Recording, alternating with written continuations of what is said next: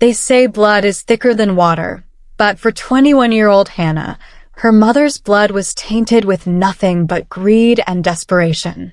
Trapped in a rain-soaked city where debts were settled in dark alleys and the law looked the other way, she woke up every morning expecting another blow and went to bed praying her mother wouldn't gamble away what little they had left. She thought this was her fate, to be collateral for a desperate woman's addiction until she was sold to the highest bidder. But destiny has a strange way of intervening. Sometimes salvation doesn't come in the form of a hero on a white horse. Sometimes it comes as a cold-eyed shadow in a tailored suit, a man the criminal underworld whispered about in fear. A man who didn't negotiate. This is the story of how a ghost from Seoul stole a broken girl away from hell and the shocking life she found in his fortress of steel and secrets. The rain in the city didn't just fall from the sky. It hammered down like bullets on cracked pavement, washing nothing clean.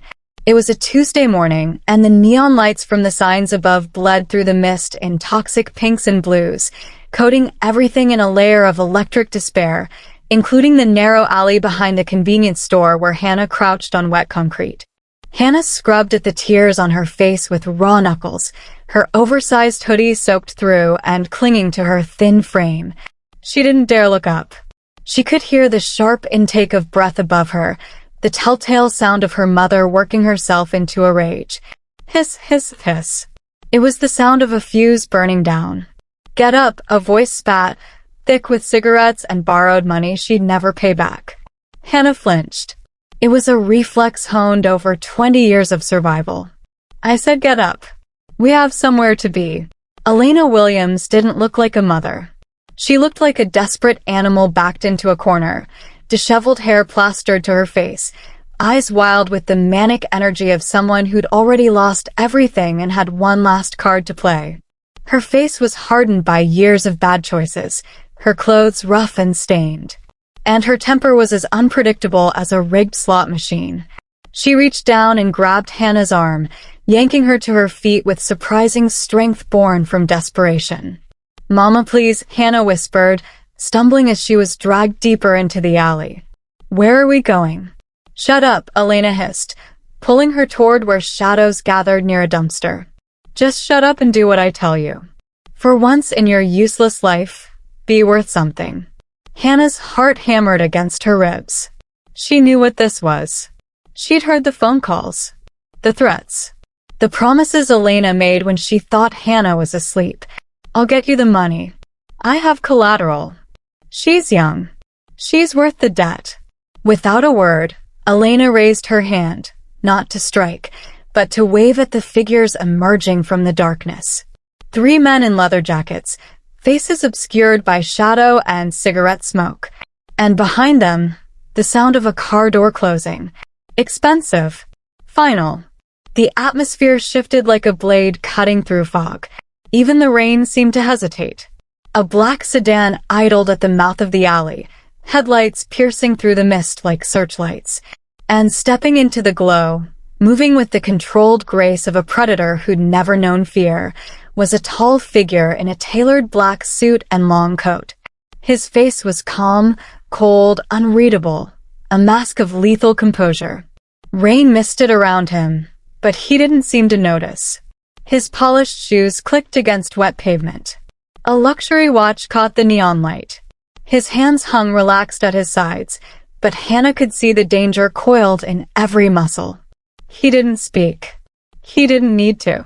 The 3 men parted like water before stone. Elena's voice cracked with forced confidence. "You're here. Good. We can settle this now. She's exactly what I promised. Young, healthy, no complications. Worth every penny of what I owe." The man's eyes, dark, bottomless, surgical in their assessment, moved from Elena to Hannah. He tilted his head slightly, studying her like a jeweler examining a stone for flaws, or a soldier assessing an asset's viability. This was the ghost of Seoul, the man they called Junho. And Hannah's life was about to change in ways she couldn't possibly imagine. The apartment smelled like failure. Hannah knew this the way she knew the rhythm of her own heartbeat, intimately, inevitably. She scrubbed at the kitchen floor on her hands and knees, the bleach water stinging the cracks in her skin, trying to erase the sticky residue of spilled beer and crushed lottery tickets that had become the apartment's permanent texture. Bills covered every surface like fallen leaves. Red ink, final notices, threats printed in bold typeface. The electricity had been cut off twice this month. The landlord had stopped knocking and started leaving eviction warnings taped to the door. Behind her, Elena sat hunched over her phone at the kitchen table, scrolling through betting apps with trembling fingers. The blue light cast her face in a corpse-like glow. She'd been up for 36 hours straight, riding another losing streak, making promises to faceless strangers about money she didn't have. The phone rang. Elena didn't answer. It rang again. And again. "Mama," Hannah said quietly, wringing out the rag. "Maybe you should." "Shut up." Elena's voice was flat, dead. "Just shut up and clean." The phone rang a fourth time. This time Elena answered. Hannah watched her mother's face drain of what little color it had left. She heard fragments of the conversation. "Final warning, tonight. Bring collateral or don't come at all." When Elena hung up, her hands were shaking so badly the phone clattered onto the table. "Get up," Elena said, standing abruptly. "We're going out." "What?" "Mama, it's raining, I don't have." Elena crossed the kitchen in 3 strides and grabbed Hannah's arm, yanking her to her feet hard enough to leave fingerprint bruises. "I said get up. You're coming with me. Now." The alley was worse than the apartment. At least home had walls. Here, the rain hammered down with biblical fury, turning the cracked pavement into a river of filth that swirled around Hannah's worn sneakers. Elena dragged her deeper into the darkness, past overflowing dumpsters and broken glass that glittered like scattered teeth. Hannah tried to pull away, and Elena's hand rose, palm open, ready to strike. "Please," Hannah whispered. "I don't understand." "Where?" "You're about to be useful for once in your pathetic life," Elena hissed, her breath hot and sour against Hannah's face. "So smile. Look pretty. And keep your mouth shut." Figures materialized from the shadows. 3 men in leather jackets, faces hard and scarred, the kind of men who collected debts in bone and blood. But they weren't looking at Elena.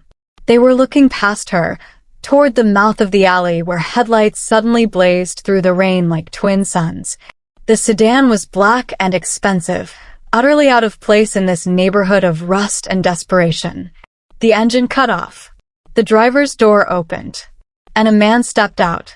He was tall, 6'2", maybe more, and moved with the kind of precision that made Hannah think of documentaries about apex predators. His suit was immaculate, tailored to perfection, not a drop of rain disturbing its lines despite the downpour. A long black coat hung from his shoulders like an executioner's cloak. His face was angular, beautiful in the way a knife is beautiful, cold, sharp, purposeful. His eyes were the worst part. Dark and bottomless, they swept across the scene with surgical detachment, cataloging, assessing, calculating. Hannah's entire body went cold. This wasn't a man.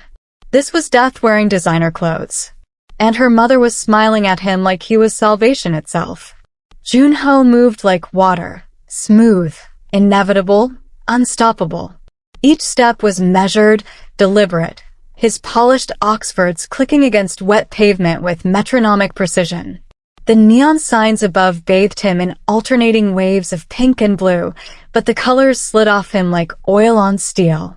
A luxury watch, Swiss platinum, caught the light at his wrist as he buttoned his coat with one hand. His face remained utterly calm, a mask of controlled indifference that somehow made him more terrifying than if he'd been snarling. Elena lurched forward, desperation making her graceless. "Mr. Junho, thank you for coming. I have what we discussed. She's right here." She shoved Hannah forward like a merchant presenting livestock. Hannah stumbled, catching herself before she fell to her knees. Junho's eyes tracked the movement with the focus of a raptor watching a field mouse. "She's young," Elena babbled, her voice pitching higher with each word. 20 years old. Healthy. No trouble. She's trainable. does what she's told. She's worth the debt. I swear to you, she's worth every penny. Junho said nothing. He began to circle Hannah slowly, his gaze methodical and clinical. Hannah felt her skin crawl as he studied her, not with lust, but with the cold efficiency of someone evaluating an asset's condition.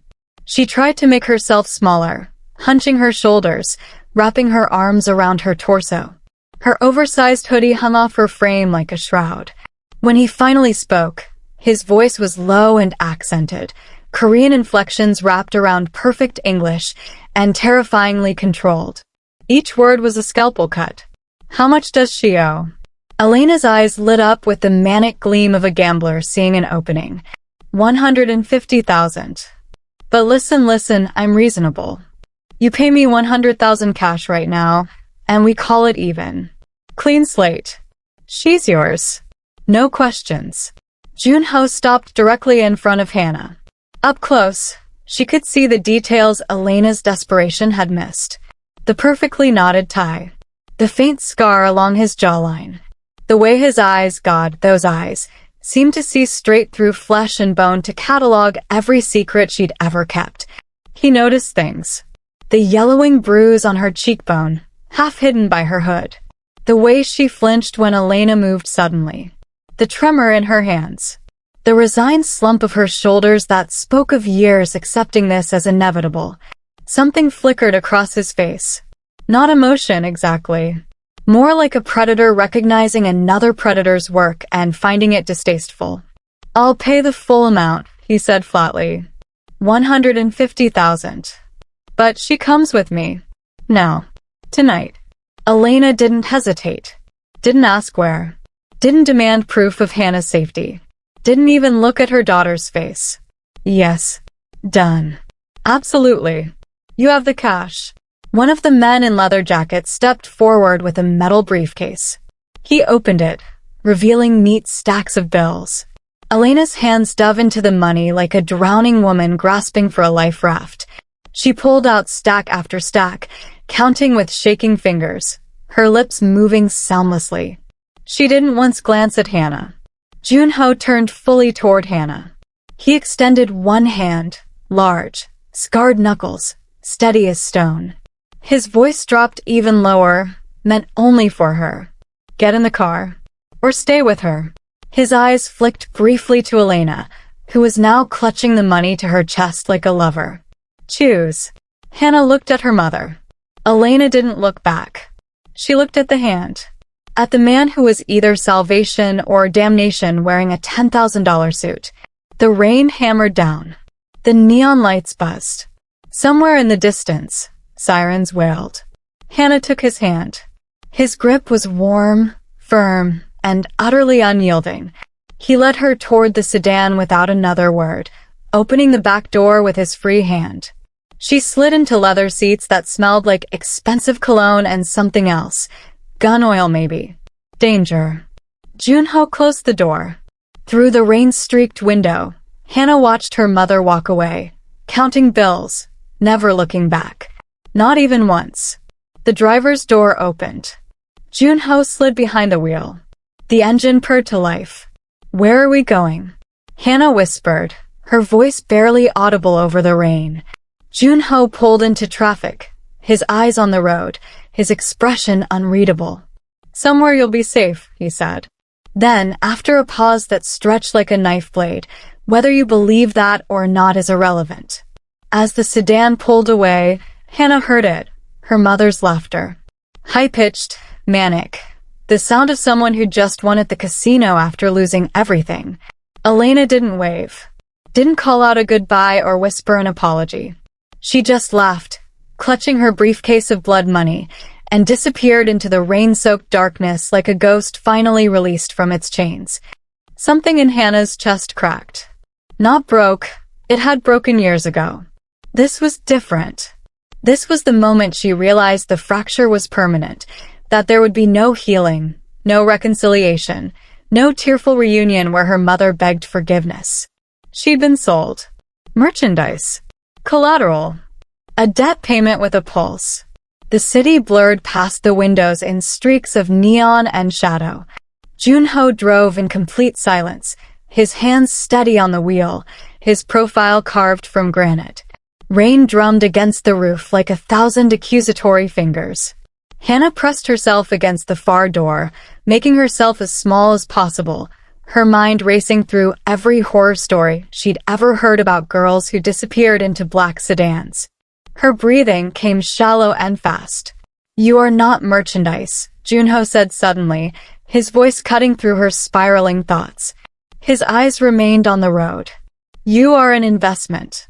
Hannah didn't know if that was better or worse. The fortress revealed itself gradually, first as a tower of steel and glass rising from the city's high-end district like a blade stabbing at the sky, then as a private elevator that required a thumbprint and retinal scan, then as a penthouse that occupied the entire top floor. When the elevator doors opened, Hannah stepped into a space that looked like it belonged in an architecture magazine. Floor-to-ceiling windows offered a panoramic view of the glittering city sprawled below.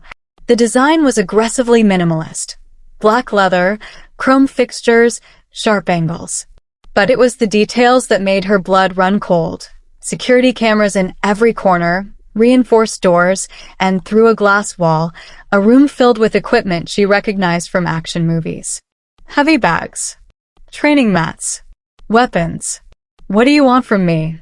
The question came out as a whisper, raw and terrified. Junho removed his coat with precise movements, draping it over a chair. Beneath it, she could see the slight bulge of a shoulder holster. "Your mother owed the syndicate $150,000. I paid her debt in full. You are now under my protection." He turned to face her fully, his expression impossible to read. "No one can touch you. Do you understand?" "No one." "Protection," Hannah repeated numbly. "That's what you call this?" "That's what it is." He moved toward her, and she flinched. He stopped immediately, keeping distance between them. "Let me show you." He led her through the space with the efficiency of a military briefing. The training room visible through tempered glass. A weapons locker that required biometric access. His biometrics, not hers. A medical bay stocked with supplies that suggested he expected violence. A kitchen that looked rarely used. And finally, a bedroom at the far end of the penthouse. "This is yours," Junho said, opening the door. The room was simple but comfortable. A bed with clean white sheets. A desk. A window with a view of the skyline. But what caught Hannah's attention was the door itself. Heavy steel with an electronic lock mounted on the inside. The inside. Junho tapped the panel with one finger. "Biometric. Your thumbprint. I had it programmed during the drive." He stepped back into the hallway, his hands clasped behind his back. "You will stay here. You will train. You will become useful. And you will lock this door every night from the inside. I will not enter unless you open it." Hannah stared at the lock, then at him, then back at the lock. Her mind couldn't process it. "I don't understand." "You will." Junho turned to leave, then paused at the threshold. "There is food in the kitchen. Clean clothes in the dresser. Everything you need. Get some rest. Training begins at 6 a.m. "Training for what?" His dark eyes met hers one final time, and for just a moment, she saw something flicker in their depths. Not warmth, but something closer to recognition. Like he saw a reflection of something he once was. "For survival," he said. "Sleep, Hannah. You're safe here." He closed the door behind him. Hannah stood frozen for a long moment, listening to his footsteps retreat down the hall. Then, with trembling fingers, she pressed her thumb to the lock. It flashed green and engaged with a solid click. She was locked in, but she controlled the lock.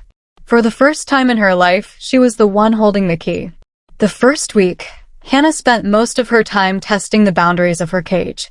She ate sparingly, slept fitfully, and watched Junho through wary eyes as he moved through the penthouse with the measured routine of a man who'd long ago replaced spontaneity with protocol.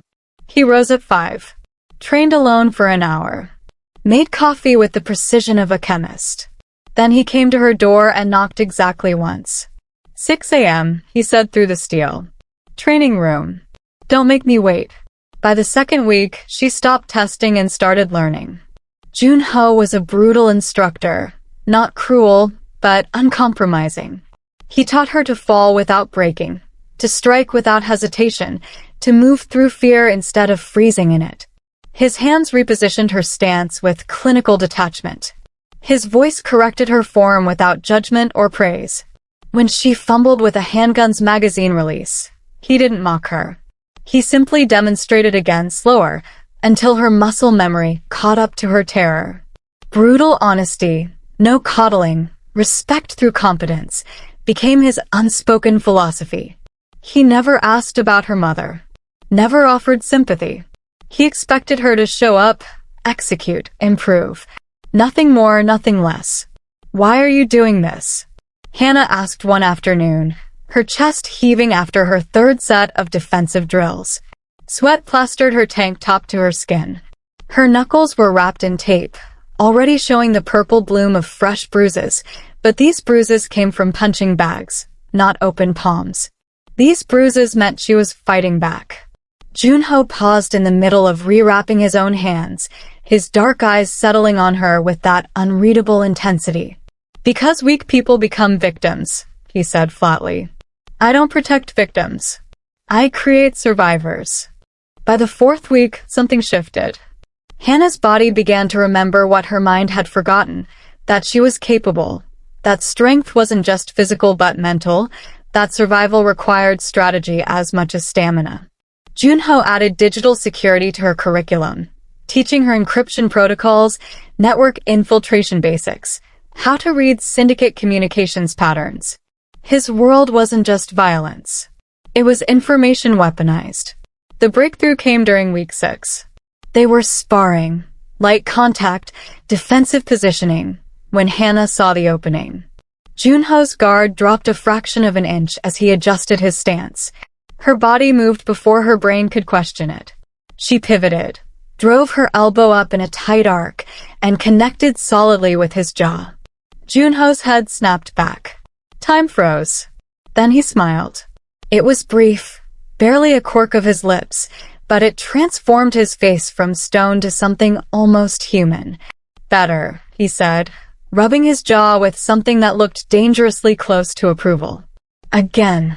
That night, Hannah found him on the rooftop terrace she didn't know existed until he'd led her there after dinner. The city sprawled below like a circuit board of light and shadow, alive and indifferent. Junho stood at the railing, a glass of whiskey in one hand, his suit jacket abandoned somewhere inside. For the first time since she'd met him, he looked almost tired. You don't work for this syndicate, Hannah said, stepping beside him but maintaining careful distance. It wasn't a question. 6 weeks of observation had taught her to read the details. The way he monitored syndicate channels but never reported in, the encrypted files he kept in that locked room, the tension that tightened his shoulders every time his phone buzzed with certain notifications. You're planning something. Junho took a slow sip of his drink, his eyes never leaving the skyline. The silence stretched long enough that she thought he might not answer. Then, you're smarter than they gave you credit for. That's not an answer. No, he agreed. It's not.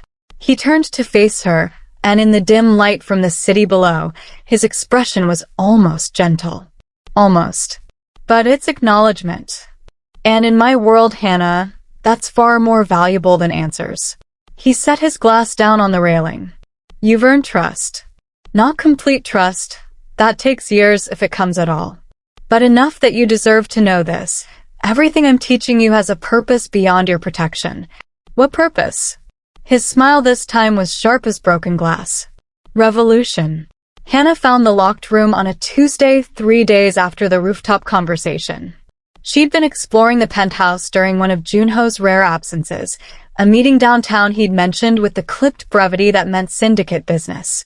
The door was tucked behind a sliding panel in what looked like a storage closet, nearly invisible except for the digital keypad glowing red in the darkness like a watchful eye. She should have walked away. But 6 weeks of training had taught her that secrets were currency, and this room hummed with them. Her fingers hovered over the keypad. She didn't know the code, but she'd learned enough about security systems to recognize the model. Biometric backup, probably. She was reaching for the fingerprint scanner when a voice cut through the silence like a blade. Step away from the door. Hannah spun. Junho stood in the hallway, still in his suit but with his tie loosened, his expression darker than she'd ever seen it. Not angry exactly. Dangerous. The kind of look that made her remember he'd killed people with those hands. I know what you were doing. He moved forward, each step measured, predatory. For a moment she thought he might actually hurt her. Then he stopped, close enough that she could smell the rain still clinging to his coat, and his expression shifted into something harder to read. Resignation, maybe. Or decision. If you're going to stay, he said quietly, you need to know the truth. He pressed his thumb to the scanner. The keypad flashed green. The door opened with a pneumatic hiss. Inside was a shrine to ghosts. Military photographs lined one wall. Young men in tactical gear, faces painted with camouflage and grim determination. Medals in glass cases, their ribbons faded. Newspaper clippings in Korean, headlines screaming tragedy. And in the center of it all, a photograph larger than the rest. 12 soldiers standing in formation, alive and whole, before the world broke them. Seoul, 2019, Junho said, his voice hollow. Special Operations Unit. Black Ops. We did the jobs the government couldn't acknowledge. He pointed to a younger version of himself in the photo. Same sharp features, but without the scars, without the weight. We were sent to extract a diplomat's daughter from a hostage situation. Clean operation. Precision strike. Except someone decided we knew too much about who'd arranged the kidnapping in the first place. Hannah's eyes moved to the newspaper clippings. Even without reading Korean, she understood the photographs.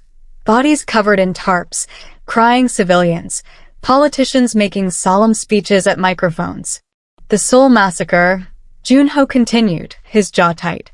That's what they called it. Said we went rogue. Killed 17 civilians, including the hostage we were sent to save. Fabricated evidence. Doctored reports. The politicians needed a scapegoat to cover their corruption, so they ordered our unit eliminated. His hand moved to another photograph, a memorial wall with names carved in stone. They hunted us down one by one. Staged suicides. Accidental overdoses. Car crashes. His finger traced the names, lingering on each like a prayer. I was the only survivor. I failed them. You didn't fail them, Hannah said softly. You lived. That's not failure, isn't it? Junho turned to face her, and for the first time since she'd met him, his mask cracked. She saw the guilt beneath, raw and bleeding. I should have seen it coming. Should have protected them. Instead I ran. Changed my name. Became someone else. He gestured to the room, to the ghosts watching from the walls. They died believing they were murderers. And I did nothing. Until now. Until now, he agreed. The politicians who framed us, they didn't disappear. They got promoted. Elected. And they needed new revenue streams. New ways to maintain power and hide their crimes. So they took control of the Korean Mafia syndicate operations in America. Clean money from dirty work. They're the syndicate now, Hannah. The people your mother owed money to, the people she tried to sell you to, they're the same people who destroyed my brothers. Understanding crashed over Hannah like a wave. That's why you paid my debt. Why you brought me here. Junho met her eyes. I saw you in that alley. Your mother was selling you to the same people who destroyed everything I loved. I couldn't let history repeat. I couldn't watch another innocent person become collateral damage for their greed. You didn't save me, Hannah said, the words coming out harder than she intended. You recruited me. Turned me into a weapon for your revenge. She expected him to deny it. To lie or deflect or shut down. Instead, Junho did something she'd never seen him do before. He nodded, accepting the accusation without flinching. Yes, he said simply.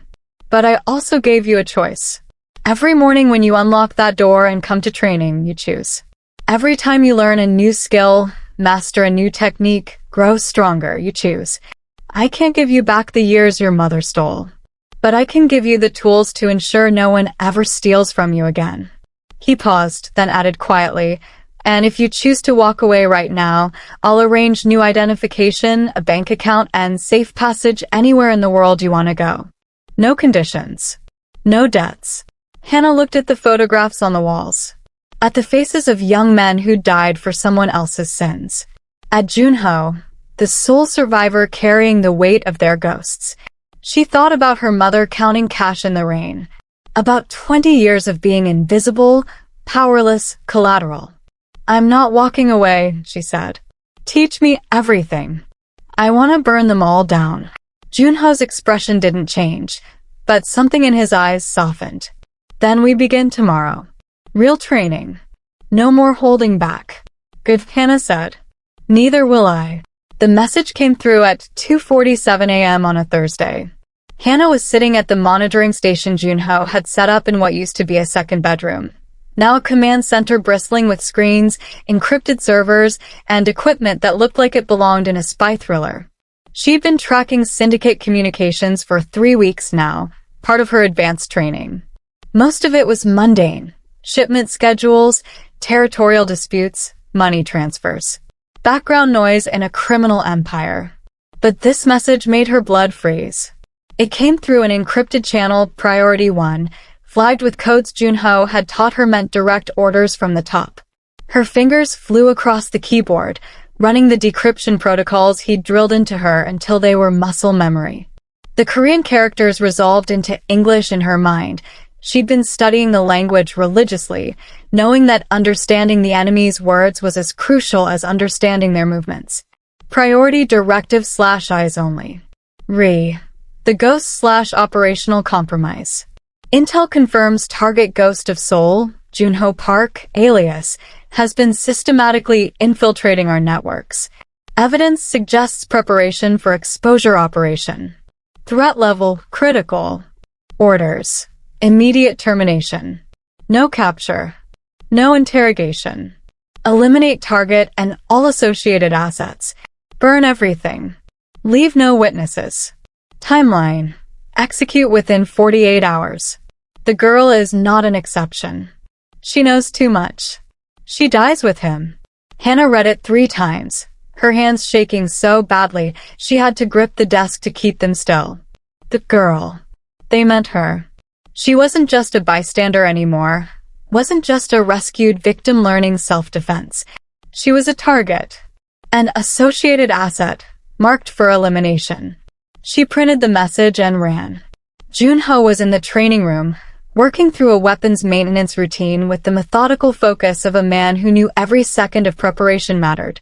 He looked up as she burst through the door, and his expression shifted immediately from neutral to alert. What happened? Hannah thrust the paper at him, unable to speak. He scanned it once, his face betraying nothing. Then he read it again, slower, and she saw the muscle in his jaw tighten. When he finally looked up, his eyes had gone cold, the kind of cold that meant someone was about to die. How long ago was this sent? His voice was perfectly controlled, tactical. Already planning. 20 minutes. Maybe less. 48-hour timeline means they're already mobilizing. Junho moved to the weapons locker, his movements efficient, automatic. I'll draw them out. Led them away from the city. There's an emergency vehicle in the underground garage. Armored SUV, untraceable plates, cash in the console. You take it and disappear. Mexico, Canada, doesn't matter. Just drive until... No. The single word hung in the air like a gunshot. Junho turned slowly, a Glock 19 half-assembled in his hands. This isn't a negotiation, Hannah. They're coming to kill me. If you're here when they arrive. After everything you've taught me? Hannah's voice rose, anger burning through the fear. After 6 weeks of learning to fight, to shoot, to think like a soldier? You really think I'm just going to run away and let you die alone? This isn't your fight. Junho's voice hardened, the instructor returning. I bought your freedom from your mother. I gave you the tools to survive. Now use them. Get out while you still can. You didn't buy my freedom, Hannah said, stepping closer, meeting his eyes without flinching. You gave me a reason to fight. You showed me I wasn't helpless. You turned me into someone who could stand her ground. And now you expect me to throw all of that away because you want to play the martyr. She shook her head. No, absolutely not. We fight together or we die together, but I am not running. Junho stared at her for a long moment, something unreadable flickering across his features. Then, impossibly, the corner of his mouth quirked up. Not quite a smile, but close. You're stubborn. I learned from the best. He exhaled slowly, then nodded once, a decision made. 48 hours. We'll need to fortify the penthouse, set traps, create choke points. If they're sending a kill team, they'll come heavy. Military-grade equipment, multiple entry points, professionals who won't hesitate. He moved to a cabinet and pulled out tactical gear. Can you handle a rifle? You taught me to handle a rifle. Good. Junho tossed her a Kevlar vest. Then let's make sure when they come for the Ghost of Soul, they find a war waiting for them. Hannah caught the vest, her heart pounding but her hands steady. What do we do first? Junho's smile turned sharp. We turn this fortress into a tomb. And then we make them regret ever finding it. The security system screamed at 3:17 a.m., 41 hours after the intercepted message. Hannah jolted awake, adrenaline spiking through her veins as red emergency lights strobed across her bedroom walls. The automated voice was clinical, emotionless, perimeter breach. Multiple hostiles detected. Initiating lockdown protocol. She was out of bed and moving before her conscious mind caught up, muscle memory from weeks of drills taking over. By the time she reached the command center, Junho was already there, dressed in full tactical gear, black combat fatigues, Kevlar plates, weapons harness bristling with magazines and equipment. He moved like a different person, all pretense of civilized businessman stripped away to reveal the operator beneath. There early, he said without looking at her, his fingers flying across the security console. 6 hostiles. Former military by their approach pattern. They've disabled the elevator and are coming up the stairwell. He pulled open a weapons locker and started distributing gear with brutal efficiency. Best. Glock 19 3 spare mags. Comms device, channel 3. Knife on your left hip. Hannah caught each item, strapping on the Kevlar with hands that only trembled slightly. The weight was familiar now. Junho had made her wear tactical gear during training until it felt like a second skin. But this wasn't training. The bullets would be real. Junho grabbed her shoulders, forcing her to meet his eyes. Listen to me carefully. The safe room, the one behind the locked door where I showed you my past. You go there now. Lock it from the inside. The walls are reinforced steel, soundproofed. No matter what you hear, you stay inside until silence. Understood. Understood, Hannah said. The lie tasted like copper. Something flickered in Junho's expression. Doubt, maybe, or recognition, but he didn't have time to question it. The first explosion rocked the building, a thunderous boom from the stairwell 3 floors down. Shaped charges. They were blowing through the fire doors. Go. Now. Hannah ran toward the safe room, heard the heavy door click shut behind her. Then she counted to 10, opened it silently, and moved to the security monitors Junho had left active. The assault unfolded like choreographed violence. 6 figures in black tactical gear poured into the penthouse through 3 entry points simultaneously. Stairwell, service elevator shaft they'd pried open, and somehow, impossibly, the ventilation system. Professionals. Coordinated. Lethal. Junho met them like a force of nature. The first 2 died before they'd fully entered. Double taps to center mass, so fast Hannah barely saw his hands move. The third took a knife to the throat as he rounded a corner. The fourth caught a flashbang grenade and went down choking.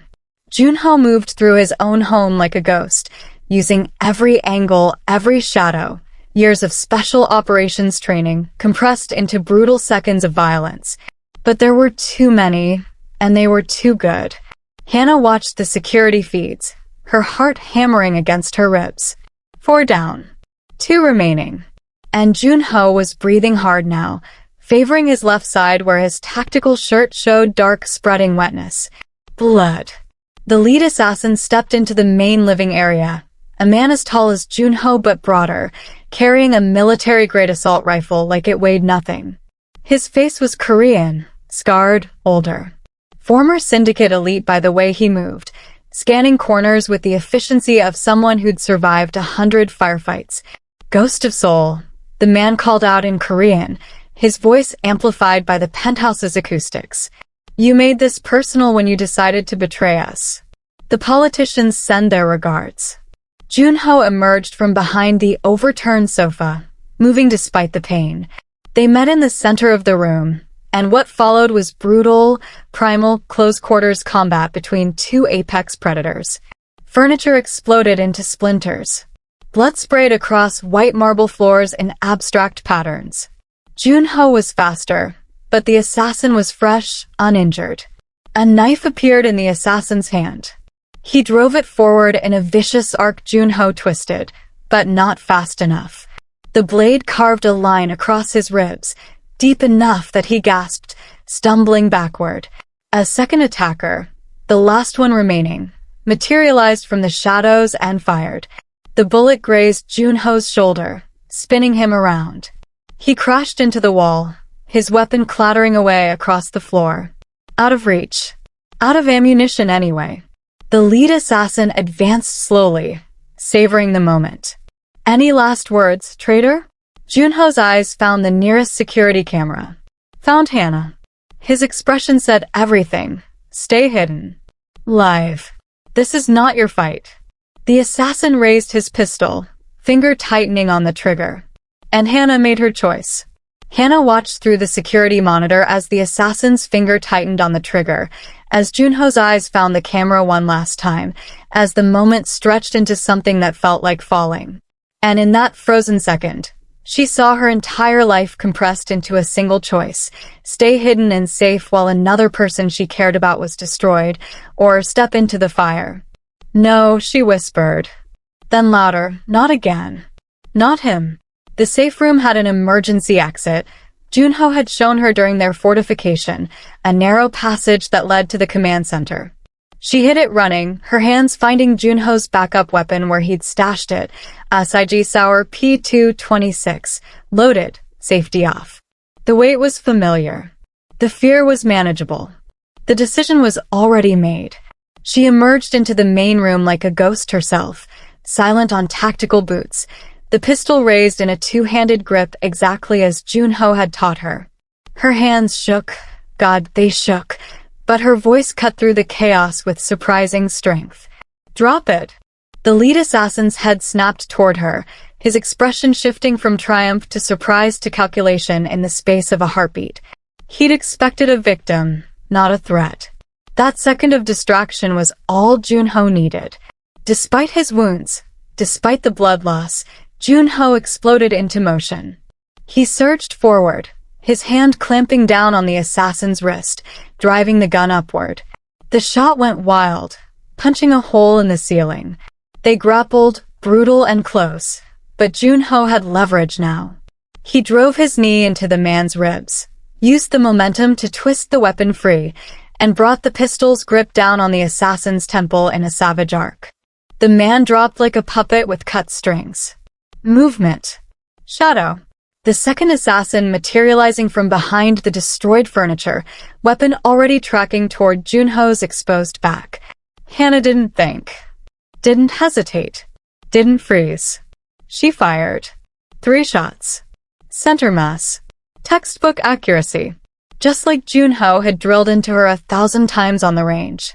The assassin's body jerked with each impact, his weapon clattering away as he collapsed backward onto the blood-slicked marble. Silence crashed over the penthouse like a physical weight. Hannah stood frozen, the gun still raised, her ears ringing from the reports. Smoke curled from the barrel. The smell of cordite burned her throat. Junho turned slowly, staring at her with an expression she'd never seen before. Not anger. Not disappointment. something closer to awe mixed with resignation. "I told you to stay hidden," he said, his voice rough with pain and something else. "Pride, maybe." "I told you I wouldn't run," Hannah replied, lowering the weapon but not putting it down. Her hands had stopped shaking. "You don't get to sacrifice yourself and call it protection." Junho opened his mouth to respond, then his knees buckled. Hannah was moving before he hit the ground, catching him, easing him down against the wall. Blood soaked through his tactical shirt from multiple wounds, the knife slash across his ribs, the gunshot graze on his shoulder, half a dozen other injuries she hadn't seen in the chaos. "Medical kit," she said, her training overriding panic. "Where?" "Kitchen. Under the sink." Junho's breathing was labored, his face pale. "Hannah, listen. They'll send more. This was just the first team. You need to stop talking. Save your strength." She ran for the kit, returned, and started working. Pressure on the worst wounds. Hemostatic gauze packed into the knife slash.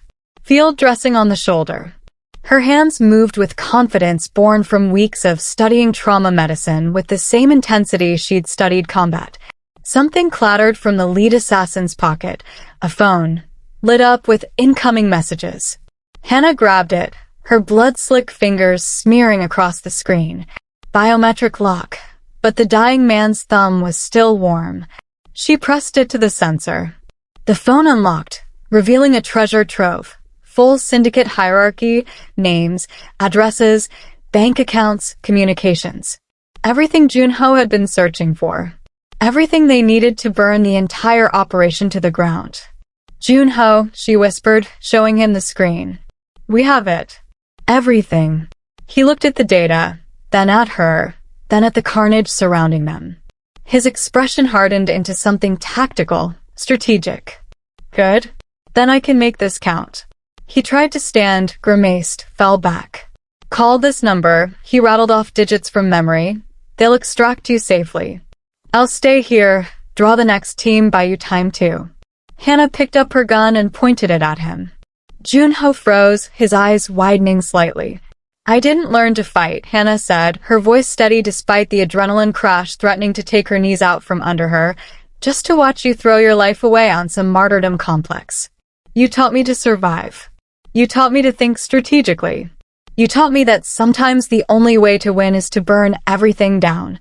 She adjusted her grip on the weapon, her finger resting alongside the trigger guard. "So here's what's going to happen. We're going to take this data, upload it to every authority and media outlet we can find, and we're going to destroy them together.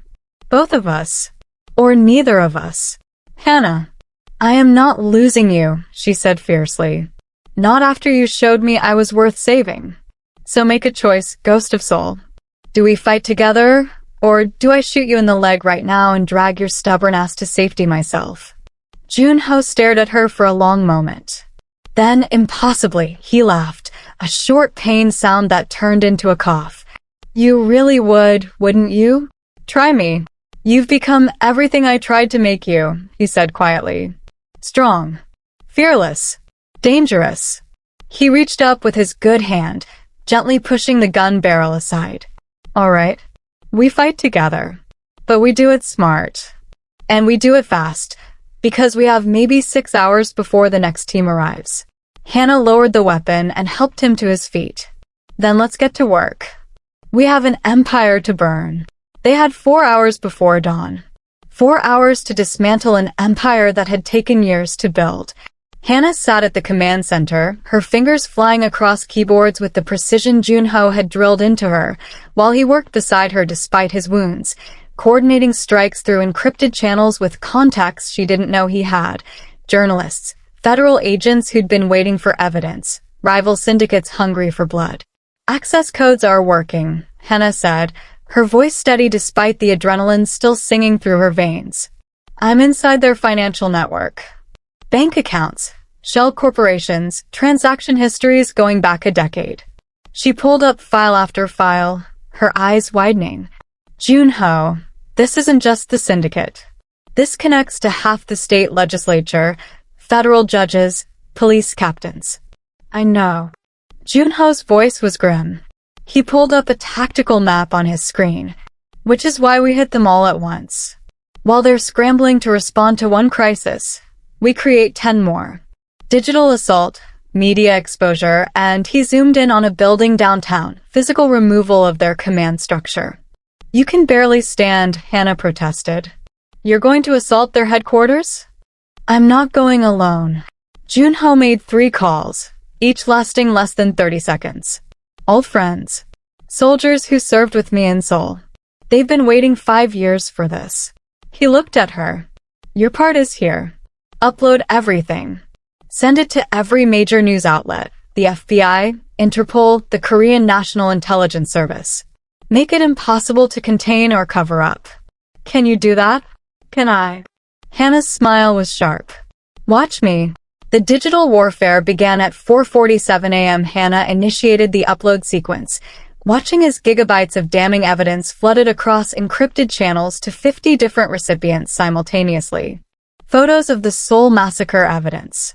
Audio recordings of politicians ordering assassinations. Bank records showing money laundering through the syndicate. Names, dates, coordinates. Everything. While she worked, Junho geared up one more time, wincing as Kevlar plates pressed against his bandaged wounds. If I'm not back in 2 hours. You'll be back, Hannah said without looking away from her screens. Because I didn't save your life just to have you waste it being dramatic. Junho's laugh was soft, almost fond. Yes, ma'am. The physical assault happened at 5:33 a.m., synchronized perfectly with the media firestorm beginning to erupt across morning news cycles. Junho and 4 ghosts in tactical gear, men who'd been declared dead 5 years ago, breached the syndicate headquarters through 3 entry points. No mercy. No hesitation. They moved through the building like smoke, neutralizing guards, securing evidence, and cornering the leadership in their reinforced conference room. Hannah watched through hacked security feeds, her heart in her throat, as Junho kicked in the door to find 6 men in expensive suits scrambling for weapons they didn't know how to use. And in the center, the man from the photographs in Junho's shrine room, older now, graying at the temples, but unmistakable. The politician who'd ordered the massacre, who'd framed 12 soldiers to hide his own crimes. Park Junho, the man said, his voice shaking. You're supposed to be dead. Junho moved closer, his weapon-trained center mass. Like my brothers? Like the 17 civilians you murdered and blamed on us. We can make a deal, the politician stammered, hands raised. Money, immunity, anything you want. We can bury this, make you rich. I already made a deal, Junho said coldly. With someone worth saving. Someone who taught me that surviving isn't enough. You have to live for something. He stepped aside, letting his team secure the targets. The authorities will be here in 3 minutes. You'll spend what's left of your life in prison, knowing that the ghosts you tried to bury rose up and destroyed everything you built. That seems fair. Sirens wailed in the distance. Junho and his team disappeared like smoke, leaving the syndicate leadership zip-tied and helpless for the federal agents already swarming the building. By the time Junho returned to the penthouse, the sun was rising over a city that didn't know it yet, but everything had changed. News helicopters circled government buildings. Politicians were being arrested on live television. The syndicate's operations were collapsing as rival organizations and law enforcement both moved in to fill the power vacuum. Hannah stood at the floor-to-ceiling windows, watching the chaos unfold across multiple news feeds. She heard Junho enter but didn't turn around until he stood beside her, his hand finding hers. It's done, he said quietly. All of it. Not all of it, Hannah replied.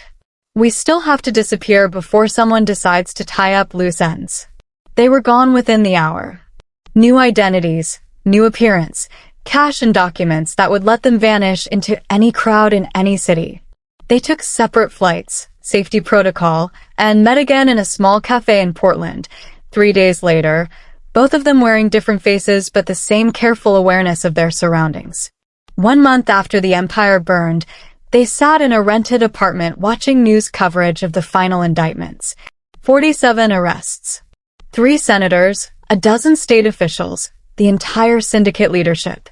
And somewhere in South Korea, a memorial being planned for 12 soldiers finally exonerated, their names cleared, their families vindicated. Where do you want to go? Junho asked, his healing wounds hidden beneath a civilian sweater, his eyes softer than she'd ever seen them.